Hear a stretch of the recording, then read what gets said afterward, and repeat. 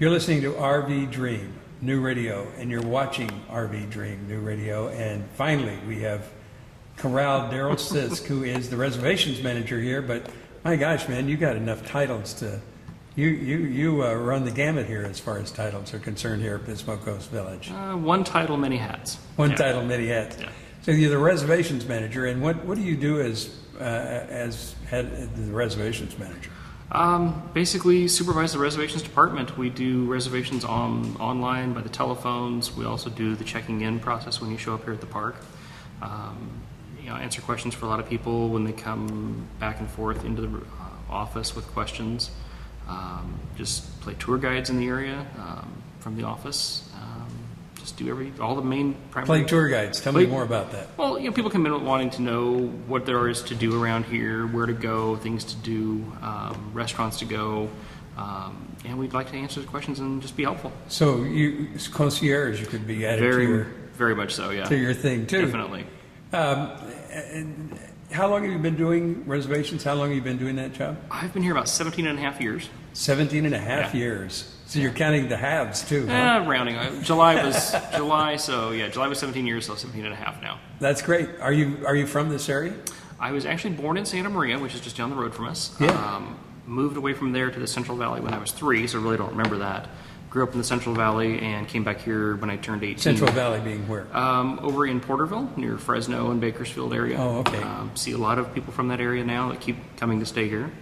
Man, it's a lot different over there than it is right here. This was my first pick when it came time to go to college. I was lucky enough to get into Cal Poly right up the road when I was 18, came in as a freshman. Oh, wow. And I have been here luckily ever since. So did you graduate from Cal Poly? Came out of Cal Poly, yep. And what did you major in there? Mathematics. Mathematics. Boy, oh boy, oh boy. Most people try to avoid that, Darrell. I love it. Math, statistics, and minor in computer science. Oh, that's great. Yeah. And that is a wonderful school. Very nice. Yeah. I mean, overwhelming to me when I first got there because I came from a very small school, I thought at the time. And, it was about 10 times the size. But Cal Poly is considered one of the elite technical schools in the world, isn't it? Yeah, it's great. So you got a good education there. Definitely. And then right out of school, did you come here, or what did you do then? Yeah, I worked in the restaurant business for a while and ended up here. Doing what in the restaurant business? I was managing pizza places, actually, of all places, believe it or not. I started off as a waiter while I was in college, as a part-time job, and then ended up being full-time, and then just got promoted up through the ranks, and just there I was. So what was your first job here at Pismo Coast? I was actually a reservations agent here. Oh, okay. Yeah. So you were working the desk? Yep, I was front lines. Then went over to the RV shop. And you just graduated from Cal Poly in math with a math major, computer science minor, and now you're taking reservations at the desk. You do what you have to do to stay in this area, let me tell you. Oh, I see. So that was what was available. That was what was available, and got my foot in the door. And then went over to the RV shop for a while. I was doing repairs over there. Then came back over here to the reservations when the staffing levels changed there. They lost some people and needed me back. Then I went to the general store, ran that for about 6 months, and then went back to reservations again.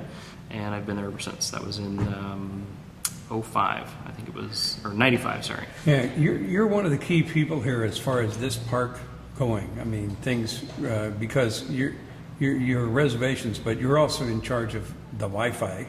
I am. As we know, and you designed that, and, Yep. and you're continuing to design it. Yep. Constant state of upgrading and tweaking and improvements and keeping up with current technology as things change.